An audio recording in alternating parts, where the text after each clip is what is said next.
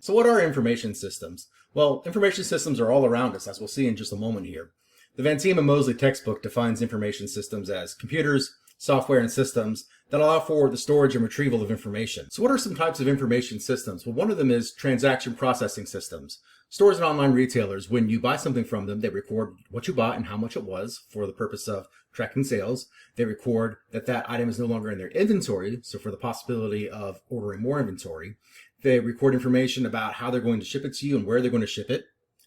Another example is decision support systems, so things like decision matrices or chatbots. A third one, enterprise resource planning systems. I'll give you an example for the college I work at. We need to plan our resources in terms of time and space when we schedule our classrooms and our classes for each semester and when they can be scheduled. The fourth one, knowledge management systems. So those are things like company intranets that you go into to find information about maybe your benefits or something like that. A fifth one, customer relationship management systems, CRMs. If you go to a website, sometimes they'll ask you to enter in some information about yourself, and then all of a sudden you get a bunch of emails from them. That's part of a CRM system that allows for that organization to follow up with you, to see if you're interested in buying a product from them. And then lastly, we got learning management systems, and I think everybody in the class is probably familiar with what an LMS is. So Moodle, D2L, and Canvas are some of the biggest ones, of course Blackboard as well, and they help us deliver course materials to participants and students. Some examples of how information systems are used. So for example, automotive technicians can use information systems to get service bulletins about the cars that they're working on. Insurance claims, to allow the insurance adjuster to see information about your claim, to get information from you about the accident. Taxes. So when you go to do your taxes on a website like TurboTax, that is an information system. It's going through a matrix of decisions to put in information for your taxes.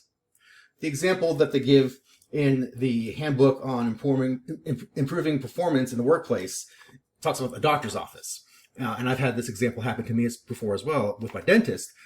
Management of your patient forms, for example. So instead of like a PDF that you have to fill out and print, an online system that you can use to fill out that important information. Or the example from that chapter talks about doctors trying to give the mother of a patient important information about their care regimen and how do they access that. It's really complicated care regimen, so they have to be able to access that information. That could be done through an information system. And then, of course, learning management systems, I'll hit on that again because it is another example of not just a system, but it being used in the real world. And everybody knows about learning management systems, so I won't talk too much about that. Theoretical framework. So we've got Duncan from 1995. And what Duncan found out was in a meta-analysis of military training, people who were given information system support were performing their tasks better than people who didn't get that support. Hunt did some work on information systems in the medical field and found similar findings to Duncan in that information systems improve the ability to retrieve information. Darabi looked at the effect of information systems on students and found that their overall thinking and positivity about performing a task was improved by information systems. And there's also some research done by the author of this chapter, Gwynn, who found that the more people have to search for information, the less likely they are to find it, and they're also much more likely to find it through a link than through a search. What are some benefits to information systems? Well, obviously the biggest one is performance and monetary. Time is money. The better an organization runs, the more productive it'll hopefully be, and the more money it'll hopefully make. That includes people who work for that organization being able to find information easily and use that information to perform the tasks of their job. Another benefit is it provides support for infrequent tasks. Think about the tasks that you do at your job. The things that you do every single day probably come really easily to you, but you may have to do things once a month or once a quarter or once a semester. That when that time comes around to do that task, you have to reteach yourself basically how to do it because it's been so long since you do it. So these interventions can provide support for those types of tasks. Information systems can also be used to rapidly disseminate updated information. So when things change, it can easily get out to the people that need to have it.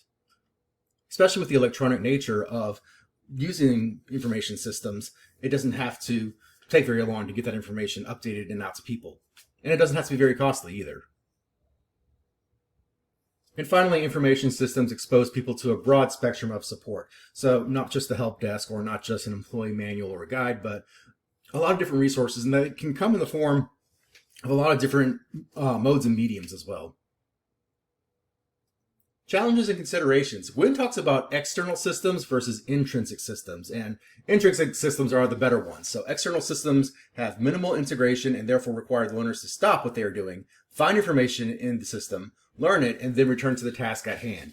So you think about maybe your organization's intranet, right? You need to know how to do this task. You stop what you're doing, you find the information, and then you have to go back to what you're doing. Intrinsic systems, by contrast, are integrated into the work interface itself. Think about some of the things that Microsoft is planning to come out with in terms of AI and ChatGPT. So if you need ChatGPT to outline something for you or to summarize something for you, it's right there, either in your browser or in your Word document. And that's what intrinsic systems do, is they integrate it into the actual workflow. A couple of personal notes that I wanted to talk about in points 3 and 4, the diversity of tools available. So think about just for document management, there's lots of cloud storage systems out there like Box, Dropbox, there's Google Drive, there's OneDrive, and then the last one, content restrictions. So by that I mean, how easy is it to access the content? Be careful of. Challenges, combine information systems with training. So these are not mutually exclusive. Integrate information systems into JobCast, as I've already discussed a little bit, and vary the systems based on expertise. So overall, I hope you've learned something about information systems in human performance improvement today. And of course, if you have any more questions, you can feel free to respond in the comments.